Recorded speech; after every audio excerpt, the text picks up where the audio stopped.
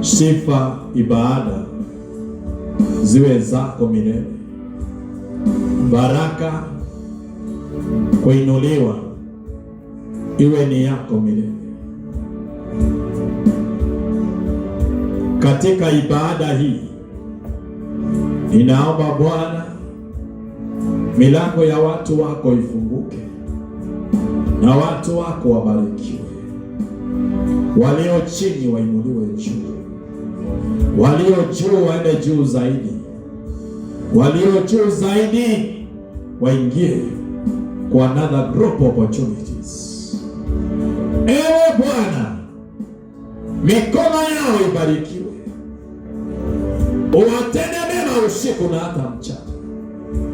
Yesu Kristo, walioingia wakiwa hawana fedha, Yesu fungue malango ya kifedha. Walioingia wakiwa hawana mwelekeo wa maisha, Yesu Kristo uwape mwelekeo mpya. Ewe Bwana, tenda mema kuanzia nyakati hizi. Roho za watu wako zibarikiwe, roho yako ipenye kwa mioyo yao. Walioingia wakiwa wagonjwa wapone na waangaze, Yesu Kristo. Walioingia wakiwa hawana tumaini wapokee tumaini. Walioingia, rehema zako ziwe juu yao. Mwana wa Mungu, siku hii ikiwa ni siku ya mwisho ya mwezi wa 11 mwaka huu wa 2025, Yesu Kristo, mapito yao machungu ya mwaka mzima yafike mwisho leo pia kwa jina lako. Wa ukurasa mpya, ukurasa wa furaha, ukurasa wa kuinuka, ukurasa wa kuangaza, ukurasa wa kuwa nyota katika familia, katika kazi, katika institution. Yesu mwana wa Mungu, watende mema na nila zao.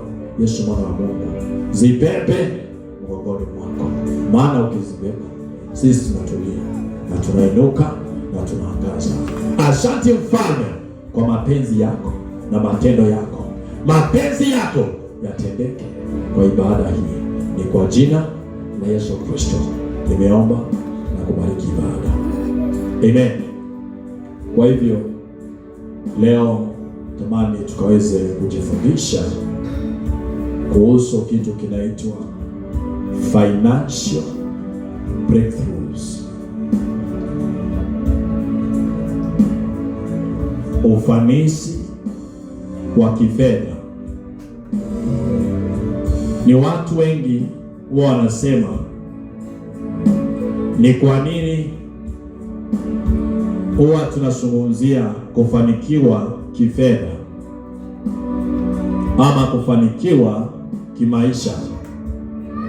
Mungu alipomuumba mwanadamu alitengeneza kwanza shamba la Edeni, akaliweka chakula ya kila aina ili mwanadamu akaishi vizuri. Na baada ya mwanadamu kuondokewa na utukufu wake, bado akamtuma Yesu Kristo, akafa, akavunja madhabahu ya ile laana. Mwanadamu akasamehewa na akapata urejesho kwa Mungu. Lakini sasa mwanadamu aliporejeshwa kwa Mungu, wakati wa shamba la Edeni, Mungu alikuwa anawajibika kwa ajili yako. God was working for us. Now God has blessed us to work and bless the work of our hands. Now, ufanisi kifedha ni kitu cha maana katika maisha ya mtu yeyote. Our objectives, number A, tunataka tuelewe what is financial breakthrough. Number 2, that is B, how God is involved in financial breakthrough.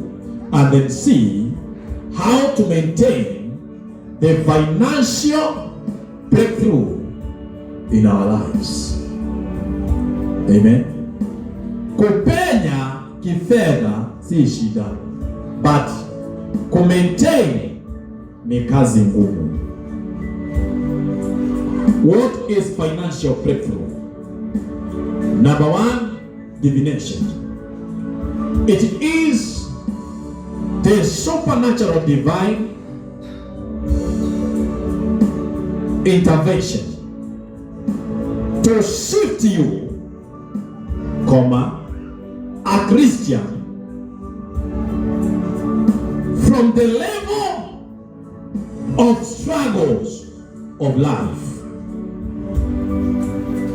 to a phase, P-H-A-S, to a phase, opportunities, good jobs, and favor, grace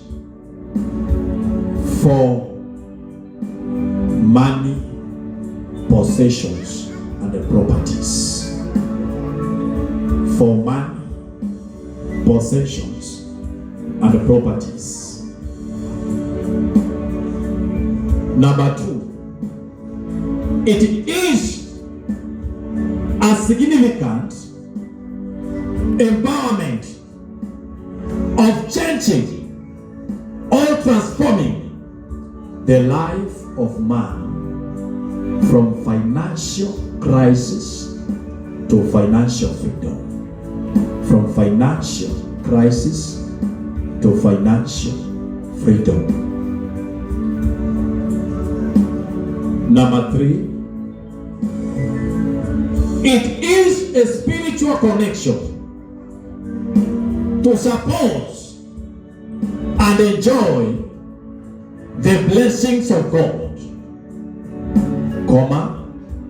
silver and gold. Silver and gold.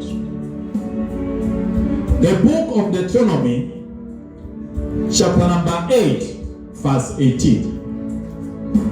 The book of Deuteronomy, chapter number 8, verse 18.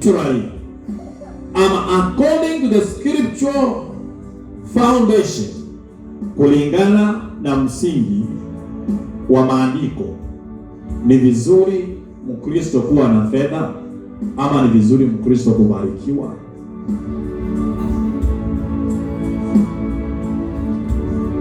Tutajua tu. Maandiko inasema, you shall remember the Lord your God, for it is he who gives you power to get wealth, that he may confirm his covenant that he swore to your fathers, as it is in this day. That means financial breakthrough, according to the Bible, it does not come from your efforts. It does not come from your working hard. It does not come from your struggle to make the ends meet. Your financial breakthrough, it comes by God's grace and favor upon you. Upenyo wa kifedha haishuki kwako au haikuji kwako kwa sababu umeachiliwa kazi nzuri ama ulisoma sana au unapendwa sana. Inafanyika kupitia kwa neema, the grace and favor of God upon your life. Ni Mungu anaruhusu mtu kumiliki mali. Ni Mungu anakupea uwezo wa kupenya ili umiliki mali. Na kwa hivyo katika ibada hii ninaomba kwamba yeyote aliyehudhuria, hata kama hutaki kupenya kifedha, Mungu afungue malango yake ya baraka. ukabarikiwe, ukainuke na ukaangaze. Chochote kilichokufa kwako kipokee uhai, kiishi tena kwa jina la Yesu Kristo. Yeyote aliyechukua fedha zako akatangaza umasikini, akamatwe na atapike. Si kesho, leo aachilie fedha zako, aachilie mali yako, ili uenjoy katika maisha yako. Si mpango wa Mungu uishi ukiwa unateseka. Sio mpango wa Mungu kuona watu wakiwa masikini. Ni mpango wa Mungu kuona watu wakiwa wamefanikiwa. Ukiona mtu akilala kwa ibada hii, alikamatwa jana na chuzi mahali penye alikuwa, na sitakuamsha. Kwa hivyo mpangilio wa Mungu kwa ulimwengu wa kiroho ni watu wote wawe kama yeye. I pray today in the name of Jesus, may transformation power fall on you to transform your life financially, to transform your life and your family from one level to another, in the mighty name of Jesus Christ. The book of Psalm 35 verse 27. Psalms 35 27. The Bible says, let the Lord be magnified, which he had pleasure in prosperity of his servants. Wakati unafanikiwa, Mungu anafurahia. It is a praise of God. Ni furaha ya Mungu ukiwa unafanikiwa. Na Yesu anataka niwaambie kwamba kuna wachungaji na kuna mahubiri ninachukia. Eti heri tuwe masikini maana tutaona ufalme wa Mungu. Ishi katika hiyo barabara. Na mimi nawaambia heri tuwe matajiri katika ulimwengu huu na tuwe matajiri mbinguni. Maana ni heaven here on earth and heaven at last. Hakuna mtu ambaye angependa kuishi maisha mabaya, na hakuna kuishi maisha mazuri bila pesa. Hakuna.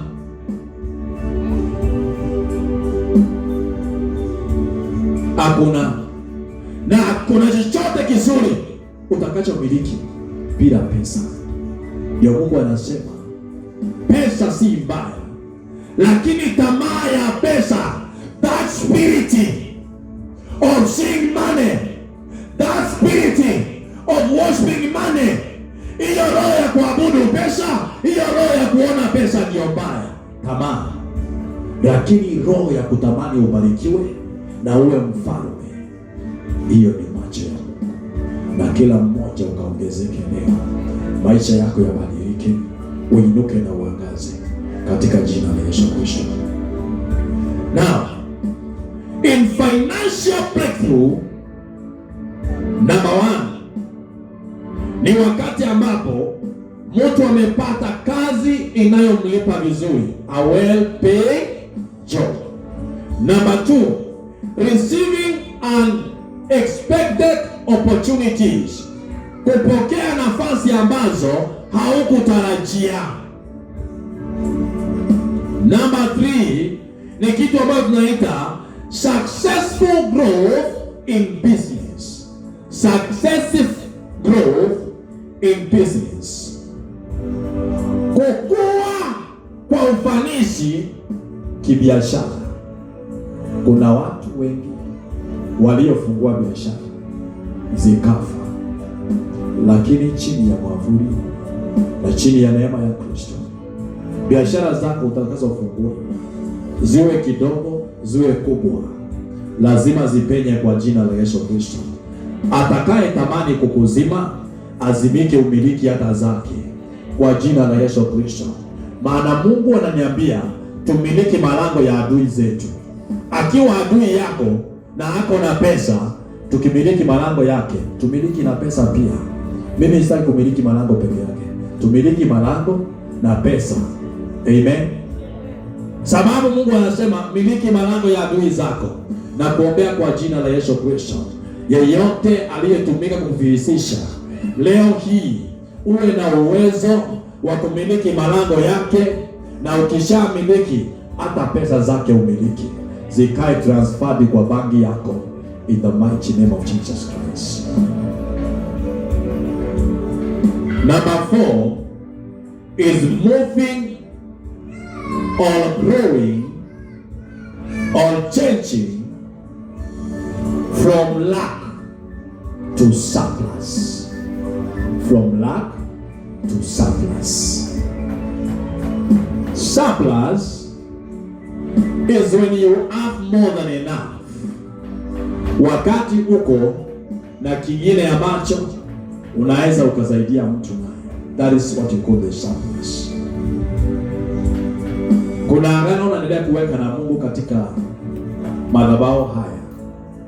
Yeyote atakayeingia kwa haya madhabahu atii Mungu amfungulie madirisha ya mbinguni, anyanganye walionyanganya watu baharini pesa, anyanganye devil worshiper pesa baharini, ziweke kwa akaunti yako, miracle money, zikae transferred kwako. Amen. Rafiki yangu mmoja alinipigia simu akawa ananiambia, pastor, kipindi kile tuliomba nikaenda, I'm not understanding how I got money in my account, but now I have money. Nikamwambia, that is the work of God. Even me, I don't know. Amen. So Mungu ako na uwezo wa kubadilisha maisha ya watu. Sitamani mtu yeyote ukafanyiwe mchango kusaidiwa na wewe ni mwana wa New Life. Natamani Jehova akupee nyota, akupee upenyo. Wakati wanafanya mchango, unafika unamwambia, msifanye mchango, I've solved this. Maana uko na nyota ya kifedha. Amen. May God make you a flowing well of financial breakthrough in the name of Jesus Christ. May your finances never drain in the name of Jesus Christ. May your finances never dry in the name of Jesus. Just you enjoy life. Amen. Kuna ibada nitafanya. Wale wako na magari, naenda kubadilisha hiyo magari kwa kiroho. Hata kama hawataki, nitabadilisha. Niwabadilishie magari mengine ya heshima. Maana Yesu Kristo anapokubadilishia maisha, anakubadilishia maisha from the foundation. Amen. From the foundation. Yule hata baiskeli, I'm praying God, after 2 years from today, Mungu ampe gari lake, hata kama ni ndogo, anaendesha, nasema kweli Mungu ni wa baraka. Sababu baraka za Mungu, we have to enjoy the blessings of God. So, number 2, an introduction. We want to understand spiritual meaning or biblical meaning of financial breakthrough. What I shared to you is what we know in our physical lives, ama kwa maisha yetu ya kawaida. God opens doors of provision. God opens doors of provision. Mungu anafungua malango ya kupata ama kupokea. Number 2, favor in business, work or finances. Kuna mtu ambaye unaweza enda mahali na watu wanasema hapa hakuna biashara, lakini ukienda mahali hapo unapewa spiritual wisdom and spiritual understanding. That is favor. Then favor tells you, ukiweka hii biashara hapa, I will connect people from the city, I will direct people from the village, I will direct people from all over to come to you. I give you one example here in Juja. Look at the Nafaka wholesalers. Look at where they are. They are hawako mjini, wako mbali kutoka Juja, wako mbali from K-Road, lakini hao watu wanauza zaidi kuliko wale wako karibu na barabara. That is what we call favor. May the favor of God locate you before men and before God. May you find financial favor, business favor, breakthrough favor, rising favor in the name of Jesus Christ. Mtu ukitamani kuinuka, unainuka tu, maana Mungu ako na huo uwezo. Number 3, wisdom for stewardship and a wealth creation. Wisdom for stewardship and a wealth creation. Stewardship ni kuwa msimamizi ama mchungaji mzuri wa kile Mungu amekupa. Then ukichunga vizuri, anakupa hekima ya multiplication. That is what we call creation. Wisdom of creation. Now you create. Unaanza kuumba malango ambayo hayapo. Unaanza kucreate opportunities ambazo haziko. Then they will begin to generate income to you.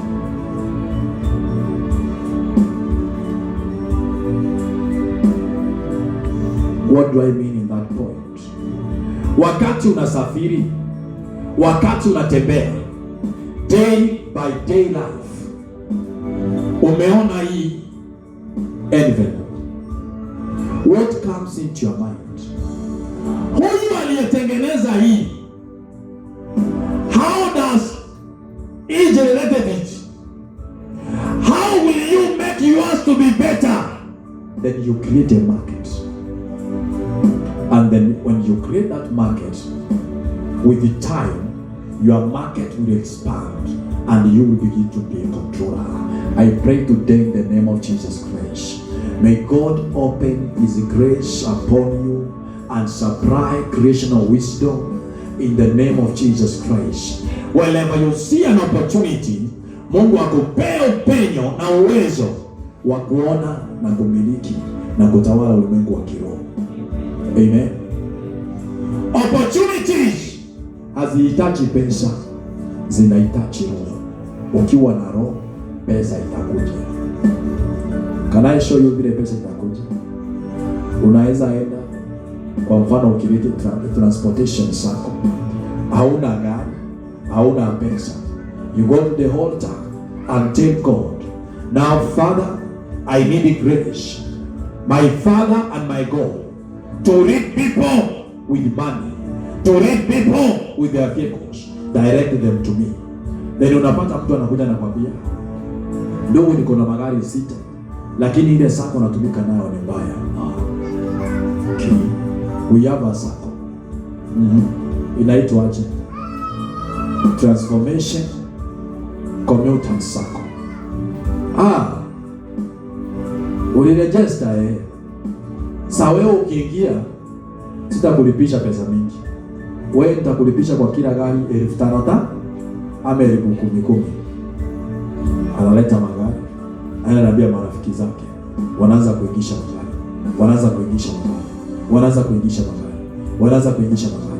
At the end of the day, sako ambayo haikuwa na pesa iko na magari. Wale watakao ingia later on wanaanza kulipa 700 wakiingia kwa sako. Hiyo inakupa magari yako na uwezo wa kutembea. And then now you employ people. Unakaa na management nzuri. Unaanza kutembea, unaanza kutawala. What people lack is a spiritual eyes in creation of wisdom. Mtu anaona kitu na anasema hii iko hivi. My spiritual father, Pastor Ezekiel, was sharing something kwa ibada fulani wiki ya jana.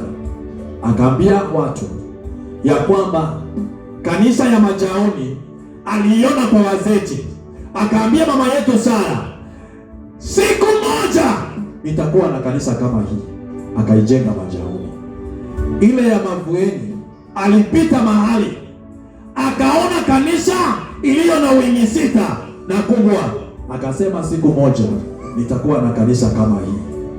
Alipoona hiyo kanisa akaijenga.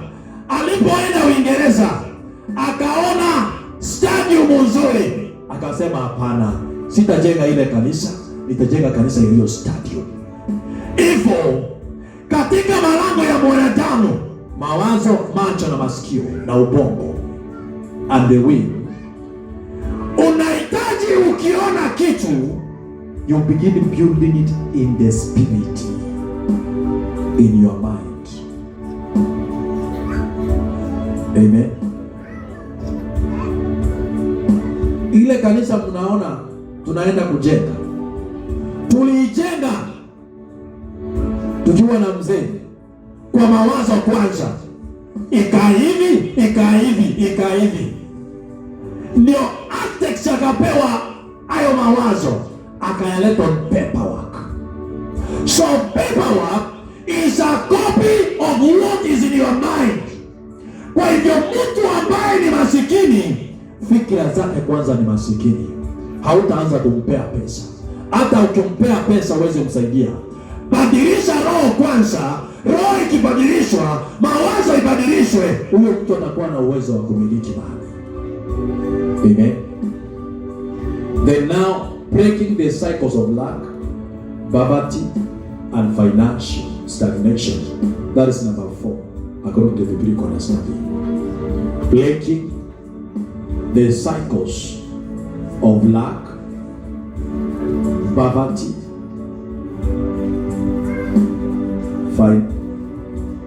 poverty,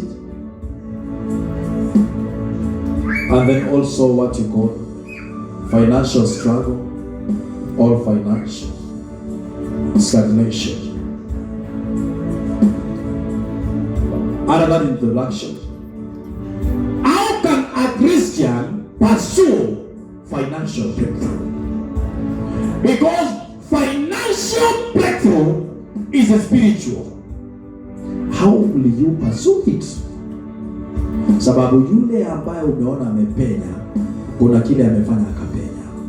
Number 1 is what you call prayer, fasting, and declaration of faith. Prayer, fasting, and declaration of faith, all in faith. Maombi, mfungo na kutangaza ndani ya imani ama kwa imani. Nambari ya pili ni kitu ambacho tunaita strategic planning and budgeting. Strategic planning and budgeting. Kuna watu ukimpea saa hii 10,000, kitu cha kwanza, stopover ya kwanza ni hoteli nzuri, aende kula nyama, aende kula ugali, alipe 3,000. Akitoka hapo achukue upa impeleke nyumbani, badala ya matatu alipe tena 1,400. So atakuwa amebaki na 5,600. Akifika kwake nyumbani anunue nyama kilo ngapi? 2. Kilo moja ni 750 times 2 ni 1,500. Amebaki na pesa ngapi? 4,100. Kesho ataenda kwa supermarket anunue jam, anunue broadband, anunue unga ya chapati, anunue mkate kubwa, anunue sabuni ya kuoga, anunue sabuni ya kufua, anunue omo 3,500. Amebaki na pesa ngapi? 900 shillings. 900, maana hizo vitu ni mzito na anataka ajionyeshe na aonekane kwa watu, achukue uva ya 600. Amebaki na pesa ngapi? 300. So akifika nyumbani alikuwa na mkopo wa shilingi 500, ainue kredi ya 300 aweke. 10,000 imefanya nini?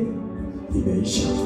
Na kuna mwingine akipewa atapiga hesabu, this is 10,000. How will I make 10,000 to remain 10,000 and begin to eat the profit of 10,000? Now I will be an author of what? of this and this and this and this and this. So anachukua hizi pesa 5,000, anaenda ananunua mzigo wa 5,000, anaenda kwa streets anauza, anapata 10,000, anachukua 5,000, anarudisha kwa soko. Kwa hiyo 5,000 alibaki nayo, kwa ile alipewa, anarejesha hii kwake, anabaki ikiwa 10,000. Next time ni 15, next time ni 20, next time ni 100, next time ni 1 million. Anafungua biashara kubwa na anaanza kufanikiwa. Ninaomba leo hii wana wa madhabahu haya, Yesu Kristo akupee neema ya planning and budgeting, akupee neema ya utulivu ukipokea pesa, akupee neema ya ukileti wa mind to make money and use money wisely. That is why kuna wanaume wengine wale umeoleka, namuuliza uko na 500, anakwambia sina pesa. Maana anakujua ako na 1,000 na akikupea hautamrudisha shilingi 1. Amen. Wanaume kama hao Mungu awabariki na wapee neema ya kupata pesa kwa wingi. Sababu before utumie kile uko nacho, lazima upige hesabu kwanza. Uelewe hii kitu unafanya itakuwa na faida gani kwako.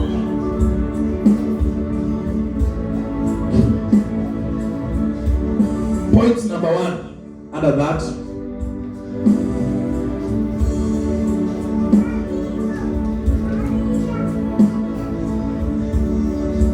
number 1, when God has blessed you, develop a skill and take a new opportunity. Develop a skill and develop a new opportunity. Wakati ambapo nilikuwa na 250 shillings, nimefutwa kazi, niko na mke na niko na watoto, na ninahitaji nivae, nilipe nyumba na nikule. Nikapiga hesabu, nikienda kutafuta stool nipake rangi ya viatu, ninahitaji rangi, hivyo sijasaidika. Nahitaji wateja, sijapata, hiyo haiwezi nisaidia. Niko na 250. Nikaenda kwa rafiki yangu mmoja nikamwambia, "Ndio nimefutwa kazi." Akaniambia, "Kusaidia nitakusaidia peke yake. Ni kama ukiniambia utafanya kazi." Akaniuliza, "Unaweza ukauza mayai?" Nikamwambia, "Nikuuliza kama jana." Akaniambia, "Sasa tuende pale kwa fundi." Kanitengenezea kandoo kadogo, kako na moto. Akaniambia, "Sasa hiyo 250 uko nayo, enda utafute mayai." Nikaenda na 250 kwa rafiki yangu mwingine, nikamwambia, "Nipe mayai tray 3. Tray ni ngapi? 350. Kwa tray moja nitakulipa 250. Tabaki na hii." Na nilipofika kwa nyumba ninaambiwa mayai yanahitaji kachumbari. Kachumbari ni nini? Ni nyanya, kitunguu na pilipili. Nikaenda kwa soko kwa mama ambaye nilikuwa nanunua mboga kwake, nikamwambia, "Mami, ninaanza biashara. Nipe nyanya, unipe pilipili. Nianze nazo." Akanipea nyanya za 200. Nikatoka. Huyo rafiki wangu akaniambia, "Ukienda kuuza lazima uonekane uko smart." Nikavaa nguo ya white, nimetaki ni vizuri. Nikaanza kupita kwa street. Wewe nipasulie mbili, napasua mbili. Within 1 hour, mayai tray 3 imefanya nini? Imeisha.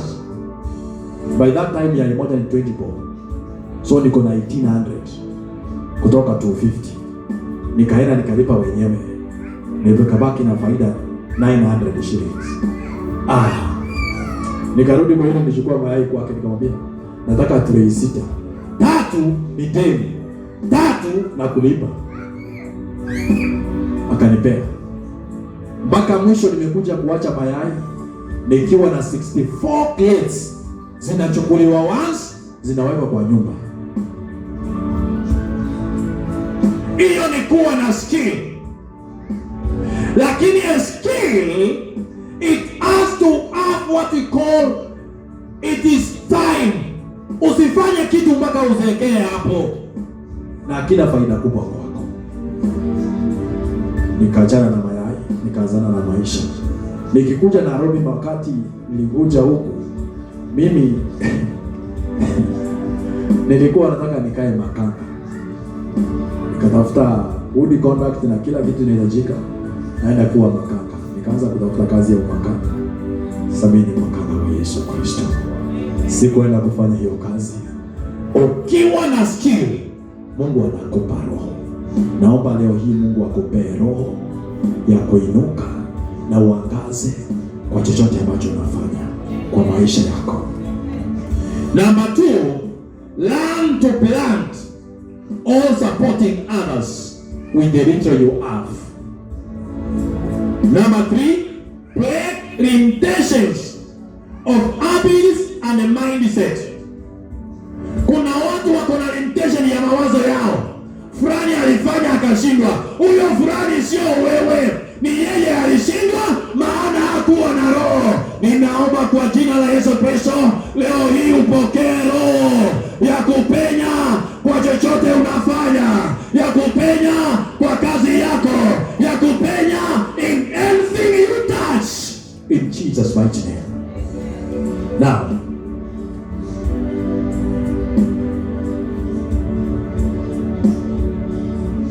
how God is involved in financial breakthrough. Number 1, tutaangalia kitu kinaitwa godly principles of financial breakthrough.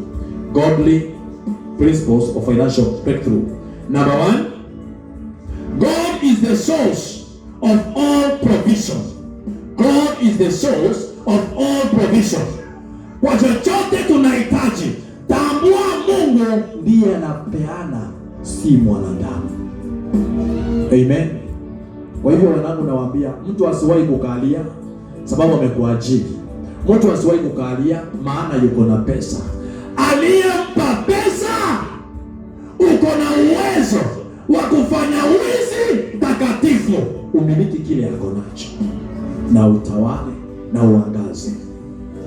The Bible says in the book of Deuteronomy chapter number 8 verse 18, it is God who gives us power to possess wealth. So it is by liberation. Number 1 there is by liberation. God will provide for you by liberation. Ni kwa ufunuo Mungu atapeana kwako. Lazima uwe na ufunuo. Why God anapeana kwako? Kwa nini Mungu apeane kwako? Number 2, you also need to understand this. It is not a business, a job, or a connection, or a destiny helper, but it is God who has your keys in his hands.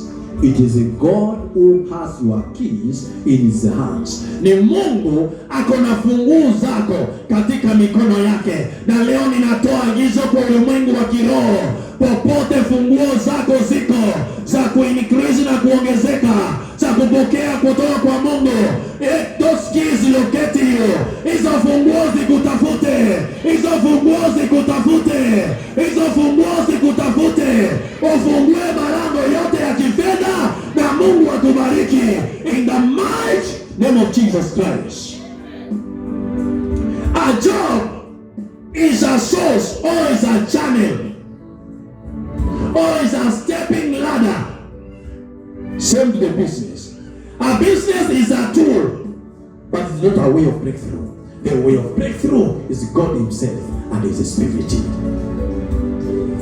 God is the provider always. So I pray today in the name of Jesus, wherever there's a channel which was closer, popote ambapo kuna channel yako ya kifedha ilifungika, ikae ni biashara, ikae ni institution, ikae ni lolote ulilofanya likafungika, leo hii lifunguliwe katika anga hii kwa jina la Yesu Kristo. Leo hii lifunguliwe katika anga hii kwa jina la Yesu Kristo. Hiyo channel yako ifunguke, hiyo biashara yako ifunguke, hiyo kazi yako ifunguke, hiyo institution ifunguke, hiyo huduma ifunguke in the mighty name of Jesus Christ. You are not born to escort others on earth. You are born for people to celebrate you. You are not born to escort others in life. You are born for people to celebrate you. I I pray in the name of Jesus Christ. May people from your home begin to celebrate you today in the mighty name of Jesus Christ. May your greatness tomorrow be celebrated not only in your home but by several people in the name of Jesus Christ. May God provide more for you to reach more. Number 2, financial breakthrough requires a renewed mind. The Bible says in the book of Romans, chapter number 12, verse 2, poverty begins in the mind before it manifests in the life of a person. Number 2 thing unastahili kujua, kingdom wealthy requires a kingdom feeling. Number 3, God cannot put abundance in a mind that is comfortable with lack. Siwezi poteza wakati wangu kukuombea ubarikiwe na ninajua utaki kupokea hizo baraka. Ndio sababu mnaonanga wakati mtu anapingana na baraka unamwachanisha na huko. Peana baraka kwanza uje umsikize. Maana hataki baraka, anataka akueleze. Halo. Si kiburi. Hii ni ukweli. Mimi siwezi kuambia Mungu anaponya. Tena unanipigia kunielezea story zako. Ukipiga simu unaikata kwa haraka sana. Halo, unasemaje? Niko busy kidogo nitakupigia. Nimekuondokea. Hata nikikwambia Mungu anaponya, hauwezi ukaamini. Kwa hivyo hakuna haja nikusikize. Until your mind is transformed to buy what I can able to give you. Mpaka mawazo yako yabadilishwe yaweze kununua kile naweza kupea. Kuna watu wako na macho lakini hawaoni, they still struggle. There are people with eyes but they cannot see, they need to struggle. Unaambia Mungu is an opportunity, ichunge vizuri itakusaidia. Anaanza kukwambia, "Hey, mjengo inalipa vizuri. Ningeenda mjengo ningekuwa sawa." Achana na huyo mtu, songa mbele. Kuna ndugu mmoja nilimwambia, "Baba, hii baiskeli uko nayo, ukiamuka asubuhi, ulale ukiwa umechoka, itakupa pesa uchukue pikipiki." Leo hii kuna pikipiki. Na nitamwambia kitu kingine hivi karibuni. Nitamwambia hii pikipiki itumie vizuri, ukae na Uber. Atoke kwa Uber, akae asonge na maisha mbele. Maana ni mtu ambaye anasikiza na ni mtu ambaye anaelewa. Kwa hivyo today I'm telling you, if unahitaji maisha yako yabadilike, kitu cha kwanza, change your mindset. Mungu aweza kukupa uwezo wa kusimamia milioni 1 kama 100,000 imekushinda. Kuna watu wakiwa na 20,000 kwa mfuko, anataka kila mtu ajue ako na pesa. Mungu aweza kukupea pesa zaidi hapo, maana utaburuka akili.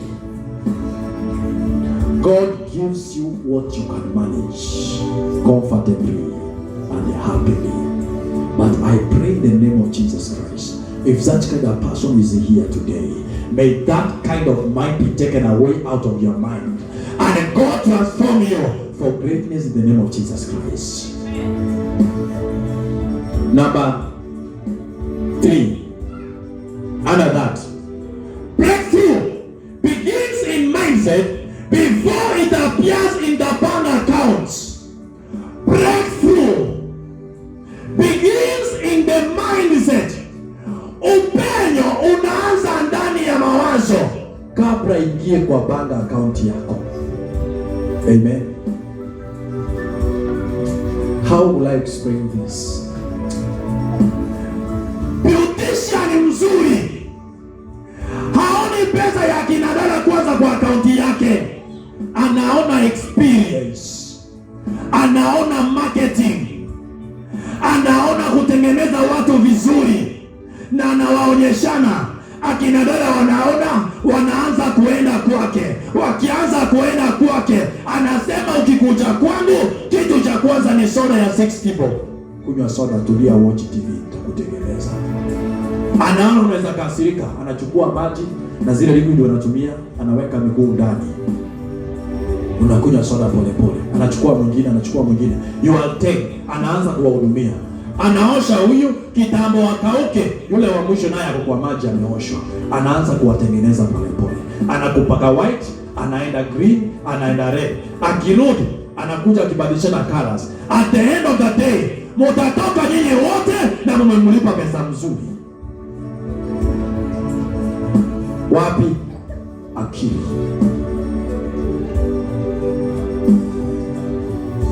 Mtu mzuri,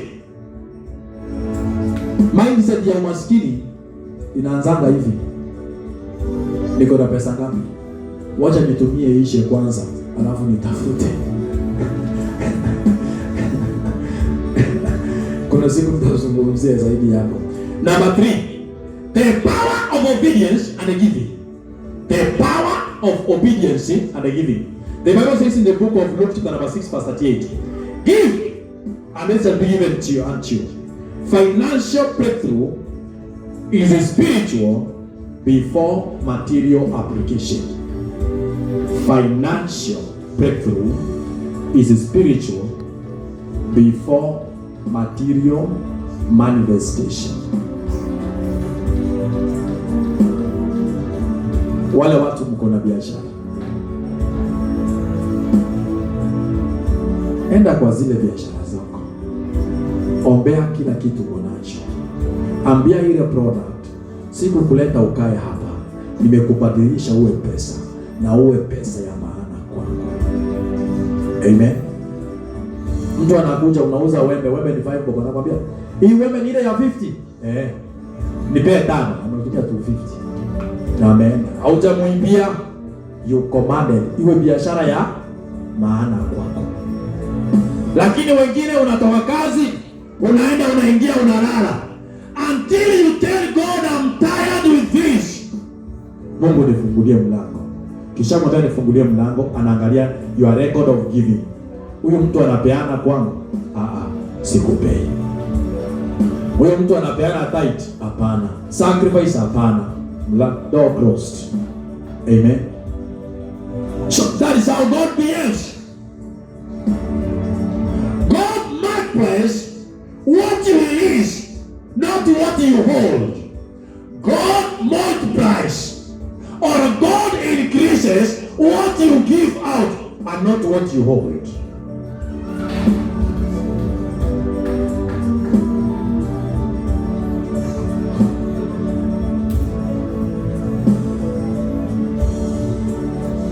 Whatever you hold remains to be there. Chochote unachoshikilia kinabaki kuwa hivyo hivyo tu. But what you release is what will give you. But not to every altar, on a living altar, kwa madhabahu yaliyo na uhai. The book of Genesis number 22.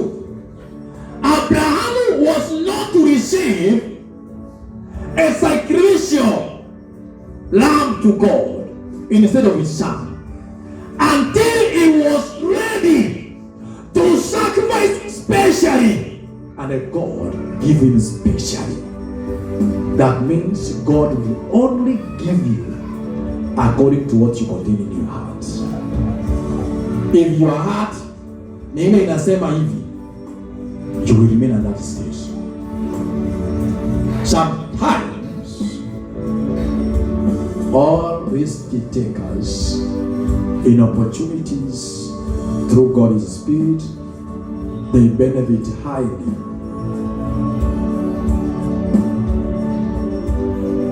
Niliona mtu mwingine wa mtandao alikuwa ameandika, nikienda majuu nitakuwa mtu ambaye ako tajiri. Hakuna utajiri kama hapa kwenu ni maskini. Hata ukienda huko nchi za nje utakuwa maskini, utakuwa maskini aliyo nchi za wenyewe. Lakini ukiwa na nyota na roho na mawazo ya kufanikiwa, unafanikiwa hata hapa. Maana pesa haijui mzungu, haijui Mwafrika, haijui nchi. Pesa inajua roho. Ikiwa roho yako imebadilishwa, na imekubali, utapokea, maana Mungu ako na huo uwezo. Tuangalie the book of 1 Kings chapter number 3. We are seeing Solomon's extravagant sacrifice gives him extravagant wisdom and wealth. That means the more you engage to God, the more God will engage to you. The more God will engage to you. Kwa utele unaojipendekeza kwa Mungu wako, kwa utele huo anajipendekeza kwako na atakubadilishia maisha yako. Amen. Now, you need to know this. Giving is not losing. It is sowing in your sacred bank account for your future provision. Giving is not a loss. It's saving in your bank account secretly for the future purpose. Number 4, the principle of diligence. The principle of diligence. The Bible says in the book of Proverbs chapter 10 verse 4, the hand of diligence makes rich. The hand of diligence makes rich. Kwa wale mko na kazi, imagine, look at this scenario. Mtu amekaa, analala, anaamuka, alo saa nitumie 200, unamtumia. Kesho the same thing, kesho kuto the same thing. Siliongei kuliko hapo. Niulize swali, Phineas, simu ya 4 utaifanya aje?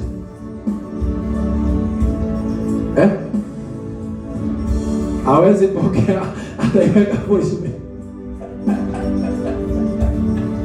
Sababu amekuzoea. Diligence inamaanisha kuwajibika. Kwa hiyo kazi uko nayo, umewajibika nayo. Kwa hicho Mungu amekubariki nacho, umewajibika nayo. Ikiwa umeshinda na duka ndogo, utamanage wholesale.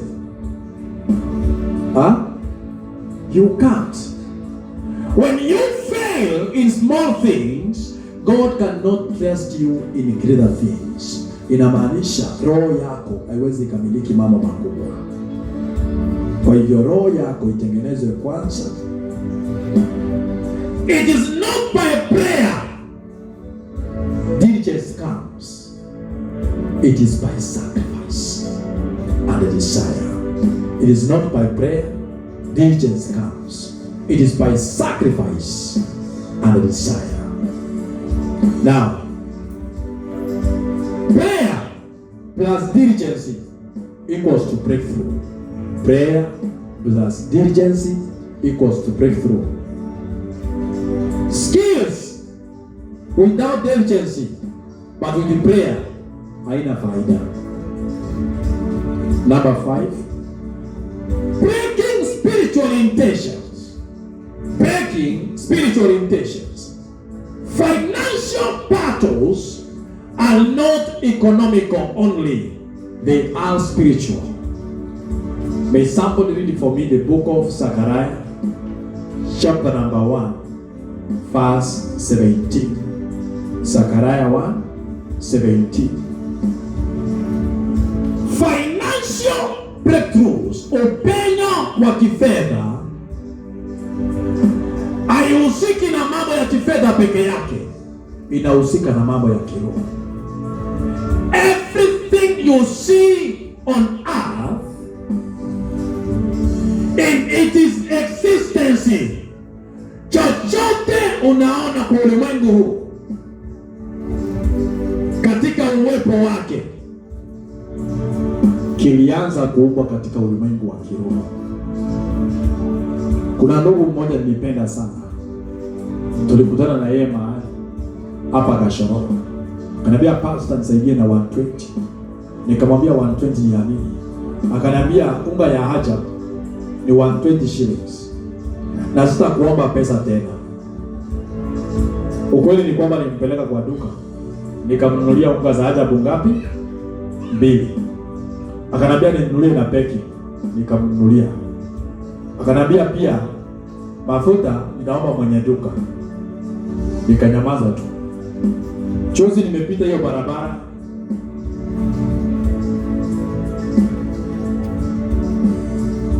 Nikashukisha kioo, nikampata mahali fulani. Nikamwambia, "Hello. Man of God, God bless you. This is the business you began. And through this business, my family is comfortable and I will go far." Kumbe alikuwa aenda apike mandazi, azungushe, auze, arudi kwa nyumba. Amen. That is a mind of breaking the limitation of poverty. You have to begin from somewhere to break a family limitation. Lazima uanzie mahali fulani ili uvunje vifungo za kifamilia. Kuna familia ambazo kumiliki gari ni hatia, kujenga nyumba nzuri ni hatia, kununua shamba ujenge ni hatia. Lazima uvunje hiyo limitation through a sacrifice. You break the altar, you raise another altar, an altar to raise in a new way, an altar to begin in a new way. I pray today in the name of Jesus Christ, may intelligence of God enter you today. Intelligence of breakthrough, intelligence of favor, intelligence to increase, intelligence to manifest wherever others are not making it. May you make it in the name of Jesus. Popote ambapo wengine hawajawahi fanikiwa, wewe ufanikiwe na uwe wa kwanza. Usiwaitamani kufanya jambo kwa sababu fulani amefanya. Usiwaitamani kuhubiri sababu fulani anahubiri. Ubiri sababu iko ndani yako na uko na mawazo kule unaenda. Ukianza biashara kwa sababu fulani ameanza, that is the called diligence. Diligence, how can I define it? It is the innermost divine wisdom. It is the innermost divine wisdom which aids you to maneuver in ways others have failed. Ni hekima fulani ya ndani inazungumza kwako ili kukuelekeza upate upenyo mahali watu wengine wameshindwa. Kuna mtu ukimwachia tuachane na hiyo. Zakaria 1:17. Read.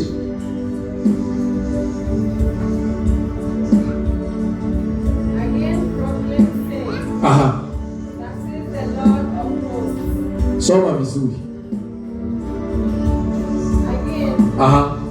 proclaim faith.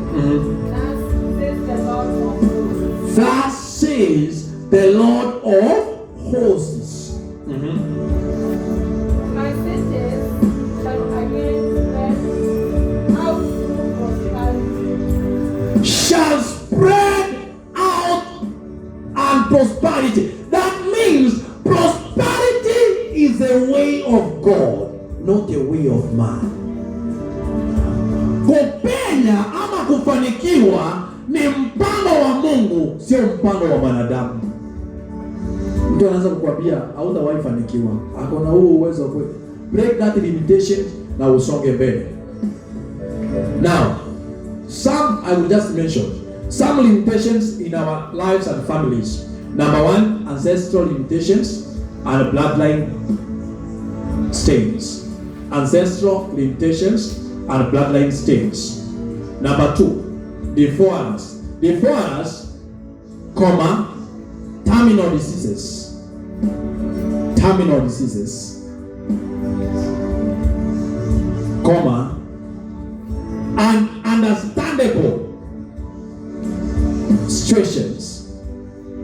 And understandable situations.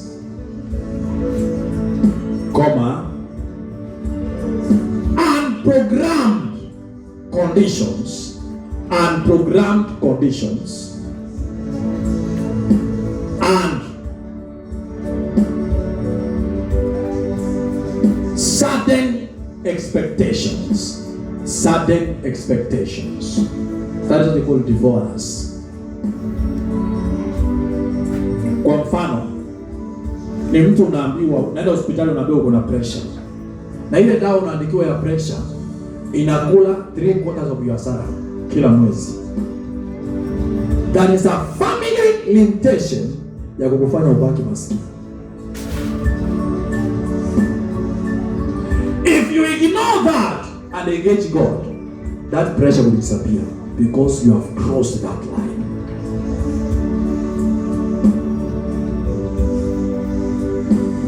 Number 3 is spiritual blindness. Spiritual blindness.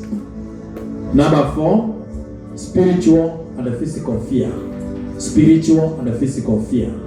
Then number 5 is what we call covenantal agreements against financial breakthroughs. Against financial breakthroughs.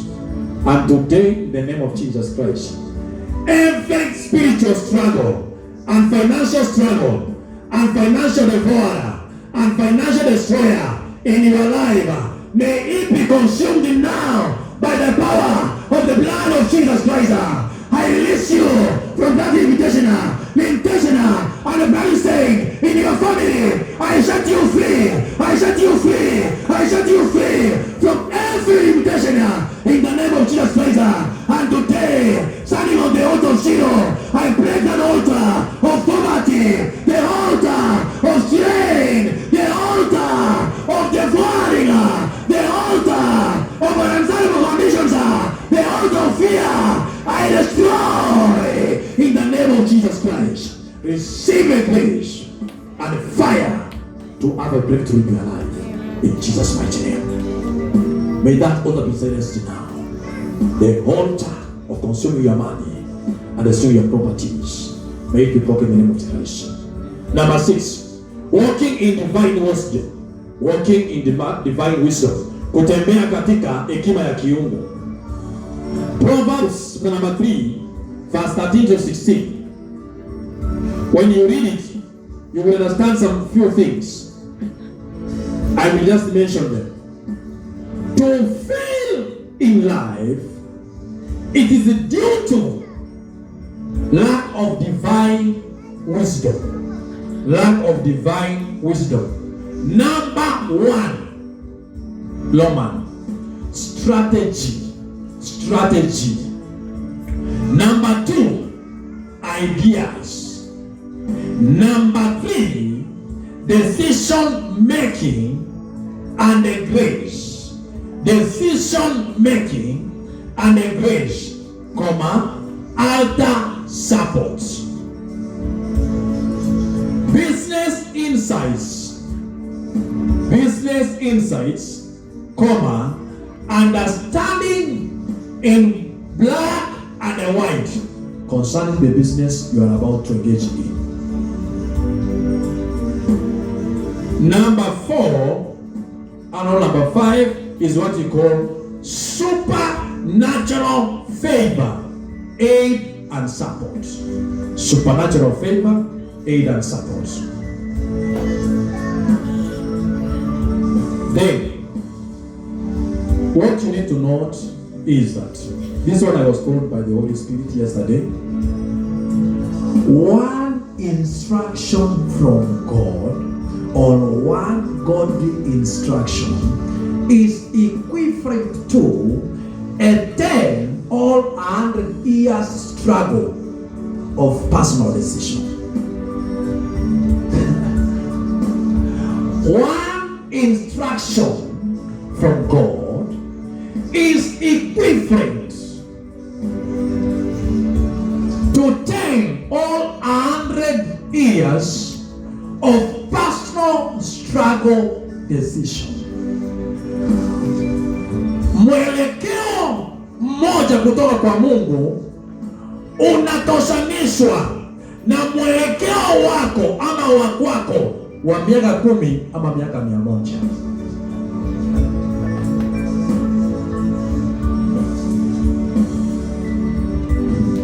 Number 7, favor dash God's supernatural economy, according to Psalms 5 verse 12. Psalms 5 verse 12. Favor is heavenly currency. Favor is heavenly currency.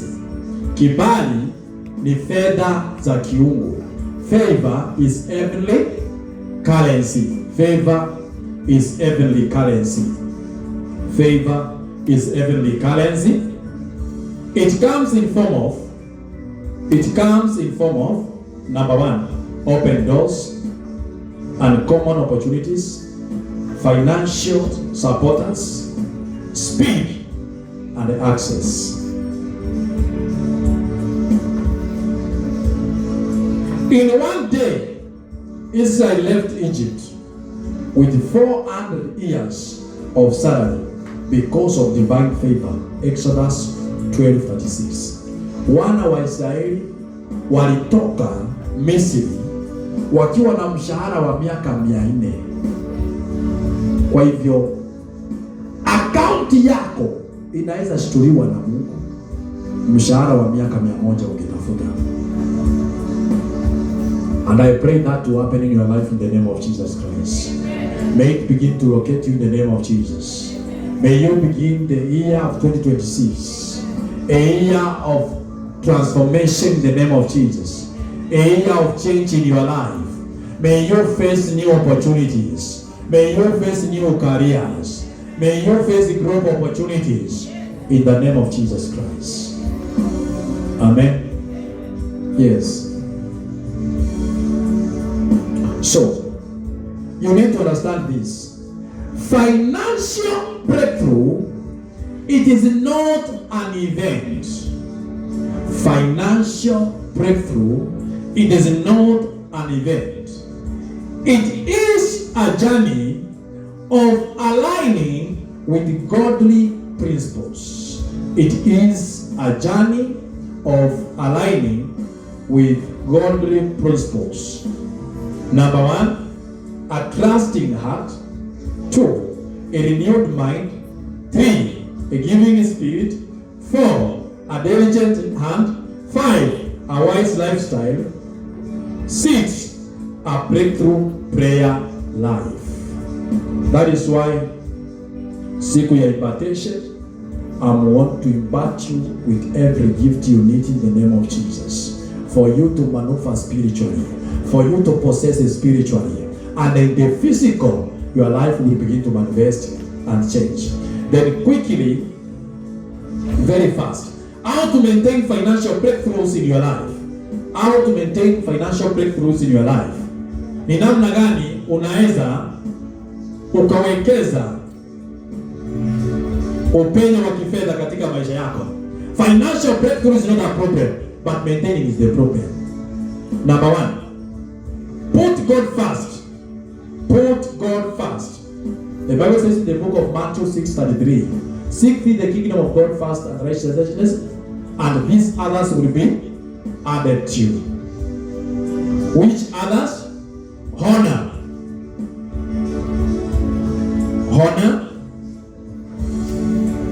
and other decision makings in the kingdom of God.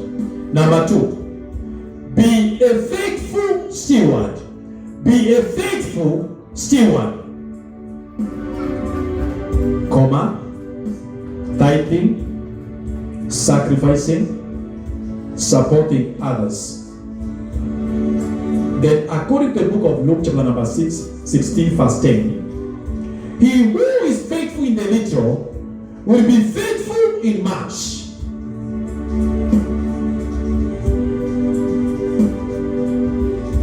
Chini ya hiyo andika, using faithful wisdom.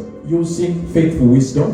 Point 1, budgeting, planning, tracking expenses, avoiding unnecessary debt, saving consistently, not borrowing. Saving consistently. Kama sasa hivi tunaelekea Christmas. Imagine kuna mtu anataka kwenda kwa Shaila akachukue 40,000 anaenda kula Christmas naye. Ni siku ya Christmas. Kula sukuma tosheka nayo. Amen. Wacha kwenda kuweka unnecessary debts. Madeni ambayo si ya maana. Mtu ako na deni baba kwa mama yako akipanda. Ndiye alikuwa anakula mandazi kila siku. Ako na deni kwa hoteli. Alikuwa anakunywa chai kila siku. Sio kunywa maji kwa nyumba yako na utosheke nayo. And God will bless you. Unnecessary expenses. Amen. Imagine you have a car. Kama ile ya ndugu Phineas. Ile ako nayo ni yake na inamtosha. Sasa anza kuambia mama, nataka kuanza kuja na Lexus L600. Kutoka nyumbani kwao mpaka hapa 10,000. Koja na kurudi. Next week the same. Next week the same. Hey! Sio mtu ni kufilisika na filisika. Unnecessary expenses. Kwa hivyo ni vizuri to avoid unnecessary expenses. Eti unajua sina nguo, nataka nichukue loan niende kununua nguo. Unafanyia nini? Sio faa hata kama Maasai. Chukua leso ufunganishe. Bora umeosha, usonge mbele kwa jina la Yesu Kristo. Then number 3. Keep working diligently. Keep working diligently. The book of Proverbs 22 verse 29. Keep working diligently. The Bible says, even after breakthrough, for you to maintain a momentum, you must work diligently. Then number 4, keep supporting the needy where you can. Keep supporting the needy where you can. Keep supporting the needy where you can. When we read the book of Genesis chapter number 8, verse 28, the Bible says, as long as the heart remains, seed time and harvest time shall not cease. Amen. That means when you help the needy, you are planting a seed you will harvest in the future. But not everybody. Not every needy. Kuna watu wengine baba wako na mikono. Aende pale auze sweet. Nimpate hapo. Nichukue sweet za shilingi 10, nimpe 50. Mtu wako na mikono na anasema nisaidie. Mimi siwezi kusaidia. I swear before God, I cannot. Eti umepita na kikombe unazunguka ukaeza. You want egg. Hautaki kufanya kazi. Enda uchukue biscuit na box nikupate pale. Nichukue biscuit moja ya shilingi 10 nikupe 100. 10 times. Have blessed you. Amen. Hii huruma mnakaa nayo ni mbaya. Unapita mtu kwa street amekaa. Nisaidie. Hii mbona aitumia kuja uketi hapo? Si angeitumia chukua matunda, umpate na matunda. Hata umpe 100, umwambie hii matunda yote nimenunua na hii pesa nimekupea na nimekuachia uzie mwingine. Kama hataki kufanya habaki hivyo. Mama kuzaliwa na yeye. Tinisipompe mtaraniwa. Who will curse you? Watu wengine wametumiwa kama hao na waganga. Anachukua pesa zako wanaenda kukulaani, na kama una madhabahu ya nguvu wanachukua mali yako unabaki ukiwa bure. Not everybody you are entitled to support, both in your family and also in your life. Avoid pride and stay humble. Avoid pride and stay humble. Kuna watu wakiinuliwa kidogo anaanza kutembea shoulder high. Tembea, aliyekuinua atakushusha chini. The Bible says in the book of Deuteronomy chapter number 8 verse 11 to 18, God is warning Israelites as they become wealthier. Number 6, develop a financial wisdom and management. Develop a financial wisdom. Develop a financial wisdom and management. Proverbs 24 verse 3. Proverbs 24 verse 3 to 4 The Bible says, through wisdom a house is built, and by knowledge the rooms are filled with riches. Now, you need to grow, under that, you need to grow, number one, in investment and reduce in expenditure. You need to grow in investment and reduce in expenditure. Number two, develop a proper, viable business skill. Develop a proper, viable business skill. Number three, try to have a little knowledge on financial management. On financial management. Then number 7, stay prayerful and spiritual alert. Stay prayerful and spiritual alert. According to the book of John, chapter number 10, verse 10. Remember this. The devil comes to shut opportunities, divine doors, businesses, and also to build a long relationship. So you have to be very careful on that. Number 8, build kingdom relationships.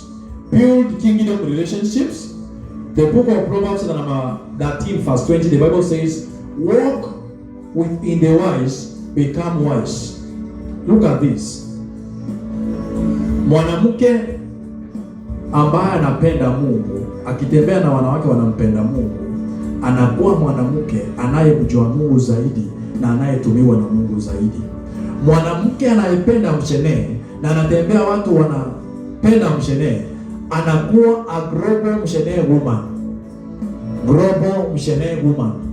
Unapatikana kila mahali na mshenee. May that not be your portion in the name of Jesus. May transformation be your portion in the name of Jesus Christ. Si lazima watu unaishi na wao kwa proto wakujue, but ni lazima Mungu akujue na akutengeneze na akuunde vizuri na akufanikishe. Number 2, usiwahi tamani kupendwa na watu, pendwa na Mungu na wale ambao mnaenda njia moja. Wanadamu ukiona wanakupenda sana, wewe hauna kitu. Ukiona wanadamu wengine wanakukataa, enda hiyo barabara utafanikiwa. Under that, destroy wasteful relationships. Destroy wasteful relationships, draining resources, family, friends, your friends, colleagues, schoolmates, workmates, and even your other people. Wale watu mwisho wa mwezi kazi yao, shida. Learn away from them if you want to grow in Jesus' mighty name. We call them draining resources. Then learn away from financial manipulators. Learn away from financial manipulators. Number 1,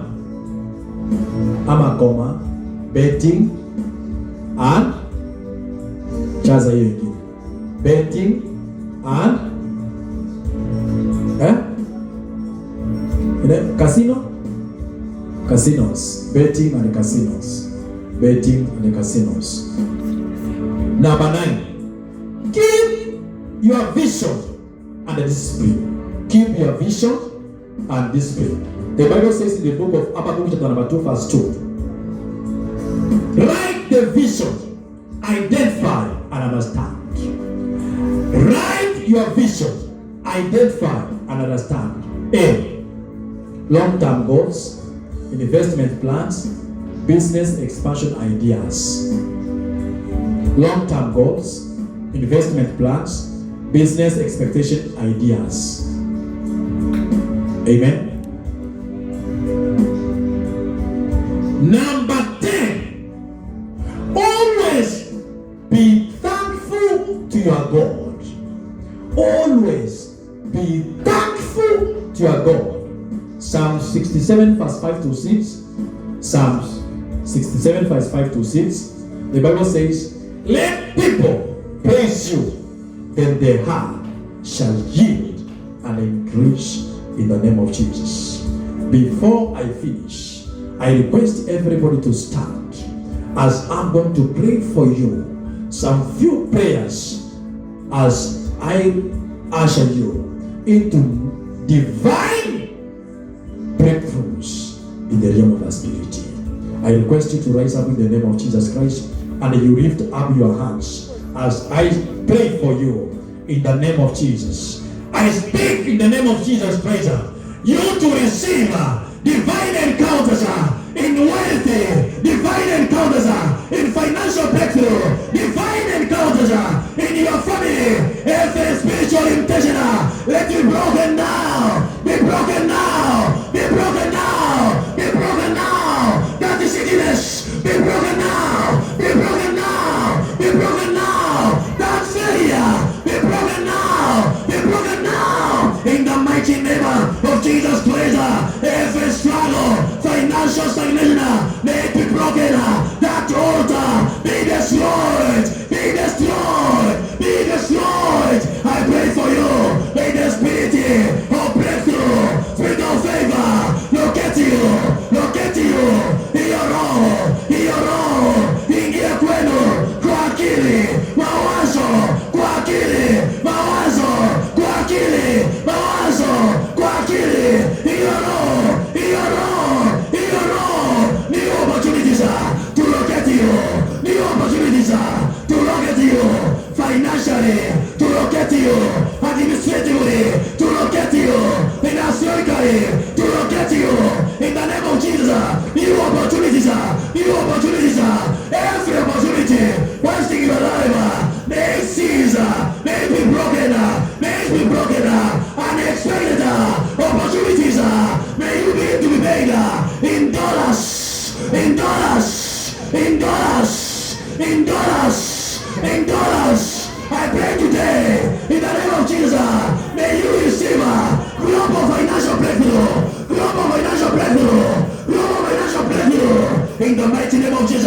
Mikono yako nimeitakaza leo hii, aliyeilani nimeng'oa laana kwa damu ya Yesu, nimeng'oa laana kwa damu ya Yesu. Chochote utakachogusa, fire on you, fire on you, fire on you, fire on you. Breakthrough fire, breakthrough fire, breakthrough fire, breakthrough fire, breakthrough fire. Rabashada, Rebabu, Jetikaribaria, Radikato, in the name of Jesus. New financial doors, milango ya kifedha ifunguliwe kwako, kwa watoto wako, milango ya kifedha, milango ya kifedha. Today, today, today, today. Natoa tangazo kwa ulimwengu wa kiroho, pesa ambao walipwa, watoto wako wasilipwe, watoto wako wasilipwe, walipwe zaidi, walipwe zaidi, walipwe zaidi. Maana maandiko inasema watoto wetu ni mishale yetu, waanzie kwa kichwa chako, waanzie kwa kichwa chako. Today, today, today, today, favor locate you. The spirit of favor, the spirit of favor, the spirit of favor, financial favor, breakthrough favor, in the name of Jesus. Every struggle, every struggle, every struggle, every struggle be broken in the mighty name of Jesus Christ. Raise up your hands and say, Father, in the name of Jesus, Father, in the name of Jesus, every financial struggle and limitations and failure from today, cease from my life, cease from my life. Lord Jesus, touch them financially, touch them now, touch them now, touch them now, touch them now, touch them now, touch them now, touch them now, touch them now, In the mighty name of Jesus, receive the grace to possess money. Receive a grace to build businesses, institutions. Receive it. Malaika ndio wanashuka. Malaika wanashuka kwenu. Malaika wanashuka kwenu. Malaika wanashuka kwenu. Malaika wanashuka kwenu. Malaika wanashuka kwenu. Malaika wanashuka kwenu. Malaika wanashuka kwenu. Malaika wanashuka kwenu. Malaika wanashuka kwenu. In the mighty name of Jesus.